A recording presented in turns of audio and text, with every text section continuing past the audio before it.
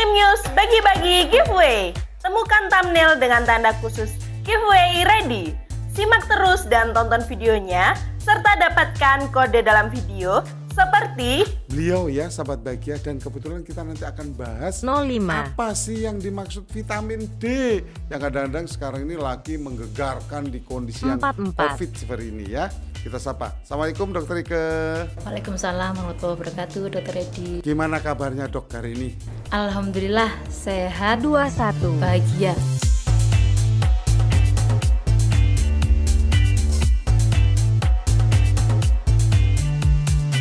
Jangan lupa follow sosial media Instagram Jatim News untuk mendapatkan pengumuman pemenang giveaway. Ya, sertifikasi halal itu secara syar'i itu tidak harus sih. Yang saya tahu dari teman-teman yang sempat mensertifikatkan itu, ya hanya waktu itu aja. Setelah itu umpama diingkari juga tidak tahu lagi. BCD Cosmetics. Kenapa harus BCD? Aman untuk bumil dan menyusui, bersertifikat BPOM, bahan dasar herbal ekstra anggur sebagai antioksidan dan menyehatkan kulit wajah. Terdapat acne series dan lightening series. Cantik, sehat, sesuai kulitmu. Beauty Skin Start with BCD Cosmetics. Mempersembahkan untuk wanita cantik yang ingin tampil cantik, tren masa kini. Tidak perlu khawatir, Klinik Bilgio jawabannya. Selain konsultasi dengan dokter kecantikan, alat-alat yang digunakan pun sudah mengikuti tren masa kini. Siapapun Anda, kalau Anda ingin kulit Anda sehat serta glowing, datang saja ke Klinik Bilgio. Bilgio, healthy and beauty skin.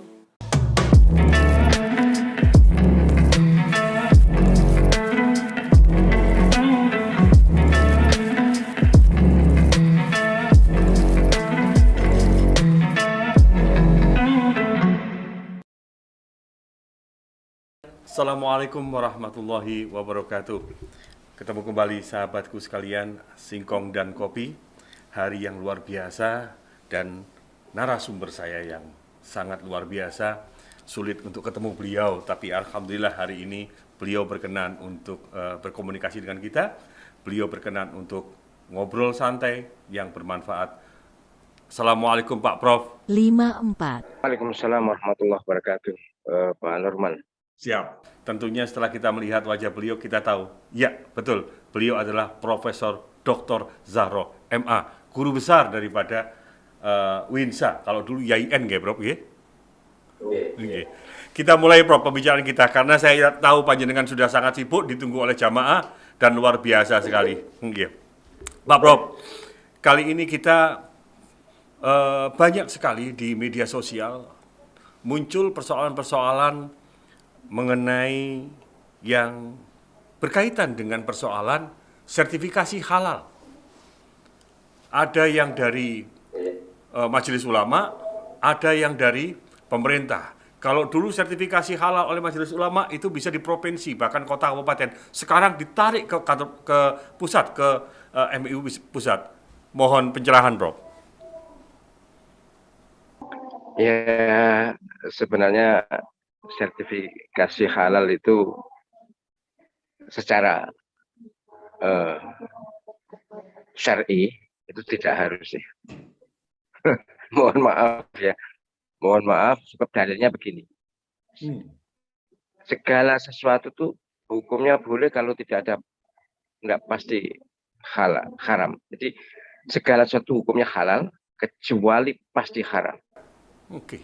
Apakah ini ya sama dengan Gus Mus tadi ya. Jadi menurut saya orang yang sudah di Indonesia ini yang sudah mayoritas Muslim ini harusnya sudah dipercaya untuk memproduk halal. Hanya produk-produk yang dari luar yang biasanya dikatakan ada babinya itu yang mesti disertifikasi. Artinya tidak semuanya disertifikasi sampai mohon maaf ya jamaah saya itu sampai ya jungkir balik untuk sekedar mendapatkan sertifikasi sambel aja, bayangkan. Jelas jamaah saya Muslim, itu untuk mensertifikatkan apa ini sambal atau pokoknya produk rumahan itu loh akan diekspor itu pakai sertifikasi. Biayanya juga tinggi, Ya, lama Pak. prosesnya. Jadi apa itu produktif ya? Oke. Pak Prof, artinya yang disertifikasi itu prosesnya, barangnya, kemudian alur barangnya, apa sih yang disertifikasi ini Pak Prof? Seharusnya prosesnya dan tapi mohon maaf ya, yang saya tahu tanpa menuduh siapapun, yang saya tahu dari teman-teman yang sempat mensertifikatkan itu, ya hanya waktu itu aja. Setelah itu umpama diingkari juga nggak tahu lagi. Mohon maaf misalnya pas diperiksa itu benar-benar bersih, halal. Tapi setelah itu bisa aja kemudian yang di produk itu dicampuri minyak babi misalnya. Sekali lagi ini adalah semuanya bersifat dugaan, tapi dugaan ini kuat. Kalau menurut saya dugaan mencapai keyakinan, maka seharusnya yang disertifikasi itu produk-produk tertentu saja. Umat Islam Indonesia ini sudah tahu kok yang halal dan yang haram. Begitu. Oke, artinya kan begini Pak Prof, seperti yang Panjenengan sampaikan. Karena ini Ya. bisnis ya, karena memang ternyata ada aspek bisnisnya, maka ya lalu jadi rebutan. Semua pihak ingin ikut mensertifikasi gitu lah. Ya sudahlah, bagaimana caranya pemerintahan aja terserah. Ya. Mohon izin Prof, artinya ini kewenangan pemerintah atau kewenangan Majelis Ulama? Ya seharusnya MUI lebih kredibel karena Majelis Ulama itu ya bagaimanapun kita tahu ulama ya. Pemerintah itu kan regulator aja. Jadi harusnya yang bertindak ya MUI, bukan yang lain. Tapi karena itu tadi profitable, maka pihak yang lain juga ingin ikut berbagi rezeki lah kira-kira. Ya. Tetapi kan membingungkan Pak Prof. Artinya pemerintah dalam ini Kemenak juga mengeluarkan press list. Kemudian Itulah. mohon maaf, pemerintah Kemenak juga mengeluarkan press list, kemudian MUI juga mengeluarkan press list, dan ini ada perang harga. Kan masyarakat ini jadi bingung, Pak Prof. Mohon pencerahan, Pak Prof. Itulah. Nah itulah kegelisahan kita ya di situ. Harusnya Kemenak itu ngatur regulasi kehidupan beragama, bukan masalah esensial seperti itu. Itu gunanya MUI ya, harusnya begitu ya. Sudah selama ini ditangani MUI, Bank Syariah juga ditangani MUI, harusnya Kemenak ya tahu job deskripsinya lah. Sudah berat kok Kemenak menangani yang sudah ada ini, sudah berat. Kok malah ngambil porsi yang dari MUI, itu kan apa, cari apa? Penjenengan tahu sendiri lah kira-kira. Siap Pak Prof, siap. Artinya dunia usaha ini diarahkan kemana kan begitu Pak Prof? Diarahkan ke Kemenak atau diarahkan kepada MUI? Sedangkan MUI sudah berproses, sudah lama begitu Pak Prof? Iyalah. Jadi karena kalau sudah menyangkut pelaksanaan begini ini, menyangkut aplikasi begini, ya MUI. Kemenak harusnya tidak. Apalagi sudah berjalan sesuai dengan perjalanan sejarah label halal kan ya sudah MUI, ya sudah lah, harusnya begitu. Kalau di luar negeri misalnya Darul Ifta, Majelis Fatwa lah, bukan yang ngatur Kemenak. Kemenak itu lebih kepada administrasi kehidupan beragama ini.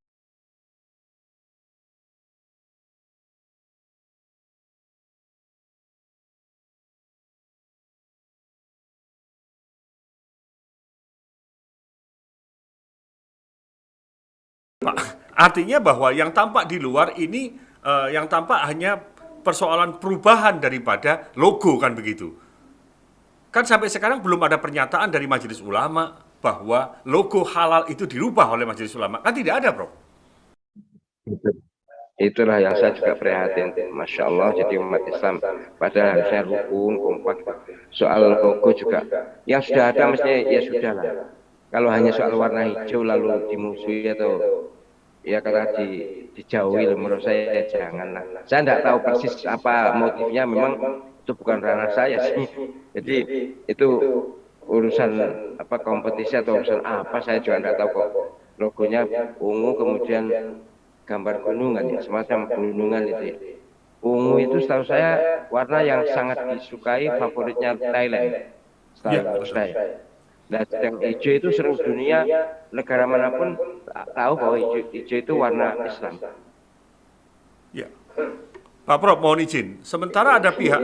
Lalu bagaimana? Ya terserah umat yang menilai. Ya, Pak Prof. Sementara ada yang berpendapat bahwa di sini MUI juga berbisnis dengan sertifikasi itu. Pendapat panjenengan bagaimana, Pak Prof? Iya, ya kalau saya tidak berani berburuk sangka ya, tidak berani berburuk sangka karena itu para ulama ya. Kalaupun misalnya bisnis itu ya halal juga kan, asal tidak menipu loh, ya. Asal tidak memeras umat. Setahu saya kalau selama ini MUI kok nggak segitunya, wallahu alam, saya tidak tahu dalamnya, tapi teman-teman saya yang menangani ini enggak sampai ke tingkat mempersulit atau enggak, tapi sekarang ini yang kemarin teman-teman sampai itu ya entahlah siapa itu yang mengurus sertifikasi itu, pokoknya berbelit-belit sulit gitu ya. Saya enggak tahu persis karena ini wilayah praktis yang ditangani oleh MUI selama ini yang satu, tapi sekarang kok Kemenak itu gimana saya juga belum memahami, atau kalaupun paham saya enggak usah merasa paham lah. Mencengkeram kan, undang-undang IT begitu mencengkeram. Pak Prof, tadi Pak Prof juga menjelaskan bahwa semestinya cukupkah bahwa sertifikasi itu dilakukan oleh majelis ulama setempat atau setingkat provinsi? Apa kepentingan korelasinya ini harus ditarik di pusat?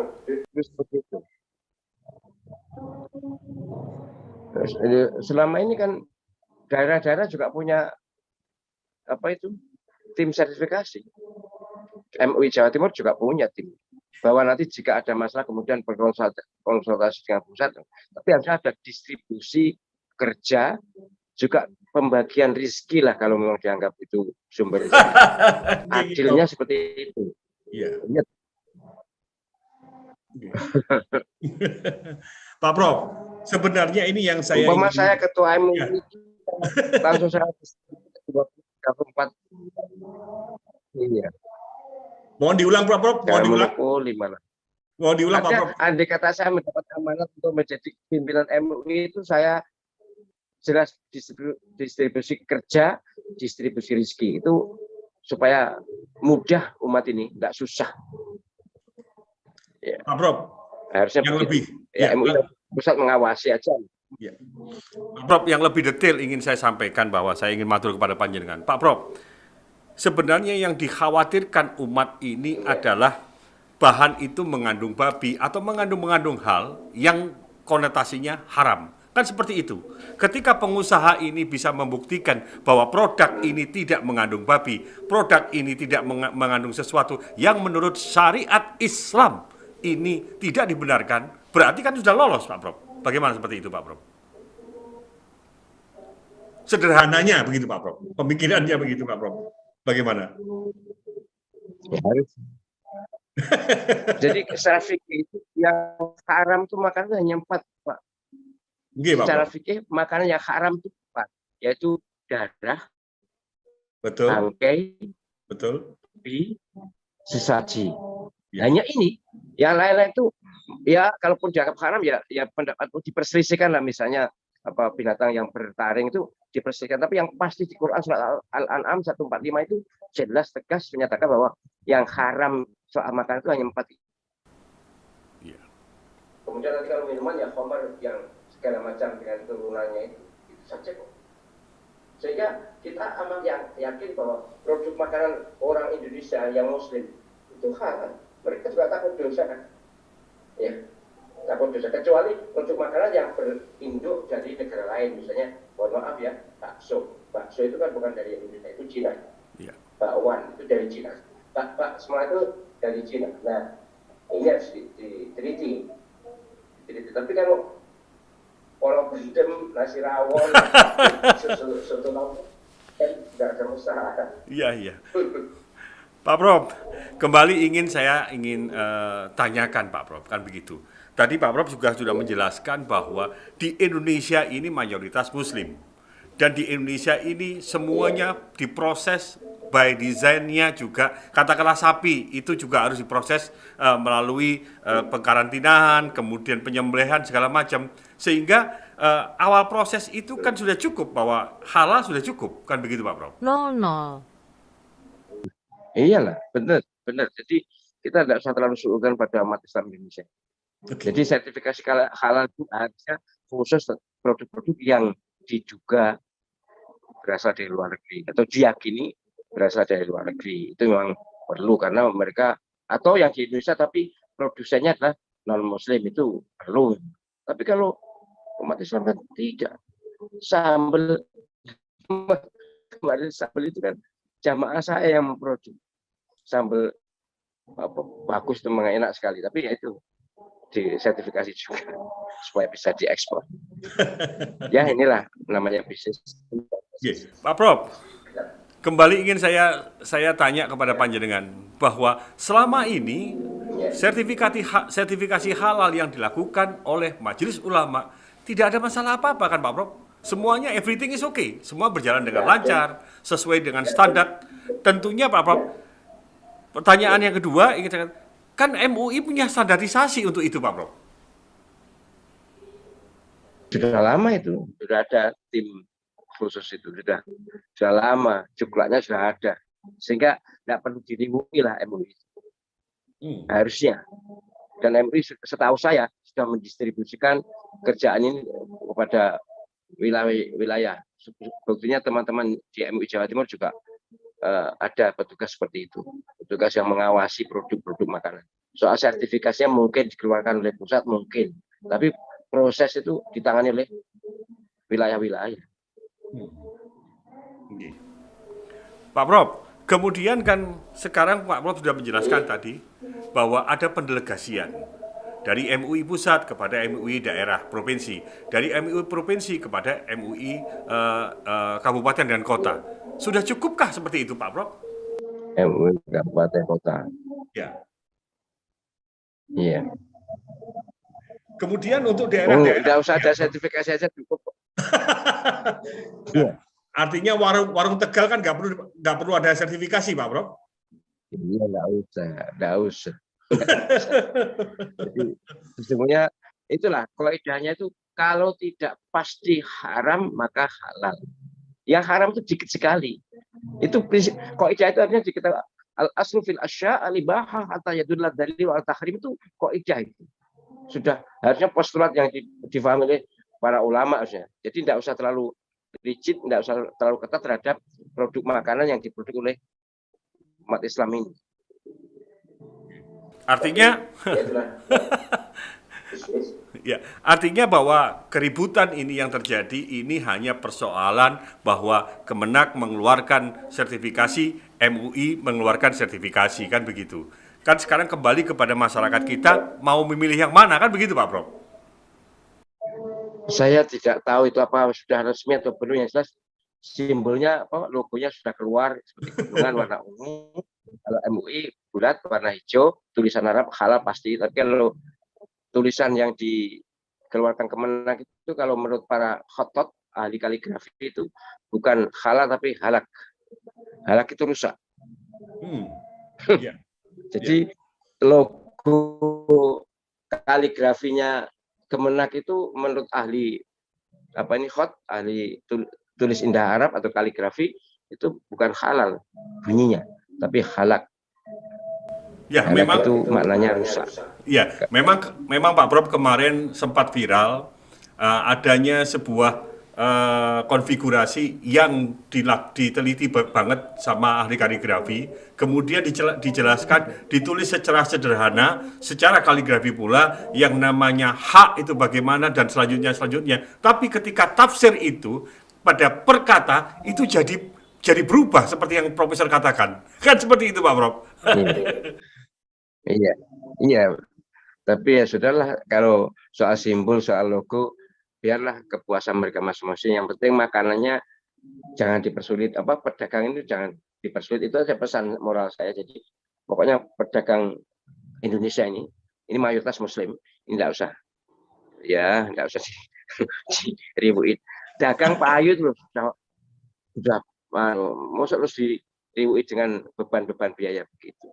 Ya, Pak Prof, lebih jauh lagi, kan Iya, iya. sebaiknya pemerintah ini hanya jadi wasit. Ketika ada perusahaan-perusahaan yang tidak melakukan sertifikasi, kemudian dia memproduk sesuatu yang memang sangat bersinggungan dengan umat Muslim, sehingga perizinannya tidak diproses, ataupun yang bagaimana, sehingga pemerintah tidak perlu hadir di ranah sertifikasi itu sendiri, cukup sudah Majelis Ulama. Bagaimana pendapat Profesor? Iya, harusnya ya benar begitu Pak Norman. Jadi harusnya sudahlah. Masa pemerintah ngatur orang sholat, enggak kan? Masa pemerintah kan enggak usah ngurus yang teknisasi begini ini biar diurus para ulama atau ya pihak-pihak yang urusan pemerintah sudah berat. Urusan pemerintah ngatur masyarakat sudah berat, enggak usah ikut-ikut itu. Tapi sekali lagi karena itu ada seon-seonnya, ada sesuatunya, maka ya pantas menjadi. Tapi ini tentu jugaan sementara, tapi siapa tahu niatnya mereka ikhlas, kita juga tidak tahu. Yang jelas sekarang nyatanya seperti itu umat yang bingung. Jelas dengan adanya itu umat jadi bingung, banyak ngadu ke saya. Dulu udah ada kok yang ngadu-ngadu, sekarang banyak ngadu. Jadi susah. Yang mudah dibuat susah. Artinya kan juga ketika itu di restoran, ketika ada muncul gambar halal yang dikeluarkan MUI, sehingga pembeli ini atau yang mau makan di restoran itu kan juga merasa nyaman kan Pak Prof, seperti itu. Tentunya yang diawasi adalah franchise yang ada dari luar negeri. Kan seperti itu Pak Prof. Bagaimana pendapatnya Pak Prof? Ya sama, jadi harusnya seperti itu, Jadi kita harus percaya kepada umat ini, kepada umat Muslim. Kalaupun ada semacam kecurigaan, sekali lagi dalilnya kalau tidak pasti haram maka halal, ya sudah. Tapi kalau dari luar negeri kan kita bisa meyakini atau menduga kuat bahwa ada unsur yang diharamkan karena mereka tidak mengikuti syariat Islam. Itu mestinya paradigmanya seperti itu harusnya. Tapi entah dulu gimana ceritanya kok merembet atau menjalar kepada semua jenis produk makanan. Ya sudahlah, andai kata iya enggak apa-apa, tidak, umat enggak dipersulit atau umat enggak merasa dipersulit. Itu yang terpenting bagi saya adalah bagaimana supaya umat ini bisa hidup nyaman, hidup nikmat, juga mendapat laba, enggak usah dibebani dengan biaya macam-macam, juga produk macam-macam. Harusnya begitu. Artinya juga ada pendapat yang mengatakan bahwa semestinya pemerintah hadir di situ. Artinya kepada pengusaha UKM kita ini justru pemerintah yang harus hadir, pemerintah daerah, pemerintah provinsi dan pemerintah daerah yang lain hadir ketika itu sertifikasi. Iya kalau bagaimana Pak Prof? enggak lah, kalau soal pemasaran, ya kalau pemasaran soal regulasi UMKM seperti itu memang urusan pemerintah. Tapi kalau soal halal haram itu kan sudah menyangkut esensi agama, praktek agama. Sekali lagi nanti sesuai Jumatan diurus, sholat jamaah diurus, data harus teruskan susah nanti, malah susah sendiri pemerintah. Harusnya kita juga mendelegasi otoritas yang memang bukan ranahnya pemerintah, ya serahkan pada umat, dalam hal ini ulama. Ya. Mohon izin Prof, artinya kembali bahwa saya tadi menyebut tentang franchise. Ya tentunya kan standarisasi mereka, produk ataupun masakan makanan yang di franchise itu yang dijual di sini. Katakanlah sebuah perusahaan yang terkenal di luar negeri, di Amerika, terkenal di mana. Kemudian mereka membuka usaha di sini. Tentunya perusahaan itu kan harus menyesuaikan daripada kondisi real daripada masyarakat Indonesia. Ya, pasti harus. Ya. Dan artinya bahwa makanan mereka kan harus dimodifikasi, Pak Prof. Ya harusnya begitu. Jadi harus ada semacam MOU atau apapun namanya. Jadi semua produk kalau berupa makanan atau minuman harus halal. Nah, untuk halal itu kalau yang dari luar negeri memang perlu MUI, perlu sertifikasi halal dari MUI. Yang produk-produk makanan yang berasal dari luar negeri. Ya. Sekali lagi Pak Prof, yang menarik ini kan akhirnya dunia usaha kita sebaiknya kemana Prof? Ke MUI atau ke Kemenak ini Pak? Yang afdol yang mana Prof? mungkin melalui Ya pasti pergerakan MUI, malam ini. pasti MUI, Baik, Prof. Baik, Prof. Baik, Prof. pasti MUI. Jadi sesuai dengan sejarah juga sudah MUI. Kenapa sih anak ikut-ikut? Sudah Baik. ditangani MUI, sudah beres, sudah bagus. Iya. Baik, Pak Prof. Sebelum closing statement, saya ingin menyapa sahabat-sahabatku Singkong dan Kopi. Banyak sekali informasi yang disampaikan oleh beliau, Profesor Dr. Zahro, bahwa inilah persoalan yang kita hadapi. Tetapi beliau menghendaki bahwa masyarakat itu yang harus diutamakan. Masyarakat kecil, dunia usaha kecil, tidak perlu harus ditekan dengan persoalan sertifikasi, tetapi yang dari luar itu betul-betul yang diawasi. Berilah kesempatan kepada masyarakat, tenangkan masyarakat untuk mereka berusaha dan menikmati apa yang ada, kan begitu. Tidak usah ribut dengan logo, kan begitu Pak Prof. Ya, tidak usah ribut dengan yang lain. Pak Prof, monggo closing statement-nya di akhir pertemuan kita ini Pak Prof, silakan. Pak Prof, monggo. Terima kasih Pak Nurman Fauzi. Saya sebagai orang yang bersama masyarakat, bersama jamaah, bersama umat, saya merasakan betul apa yang dilakukan pemerintah terkait dengan sertifikasi. Jadi dulu saja masih ada yang merasa terbebani. Padahal ya relatif ketika ditangani MUI itu nyaman, juga tidak dengan biaya besar. Entahlah kenapa kok sekarang lalu muncul yang ini. Nah, dengan munculnya yang baru ini yang dari Kemenak ini, lalu akhirnya umat banyak mengeluh, banyak mengaduh. Sehingga saya sangat berharap pemerintah, ayo kita bersama-sama kita openi rakyat, kita openi masyarakat, kita openi umat, supaya kegiatan mereka tidak terganggu oleh prosedur yang harusnya tidak ada. Jadi prosedur itu kalau bisa dipermudah, untuk apa dipersulit? Jangan dibalik. Jangan dibalik. Untuk apa dipermudah?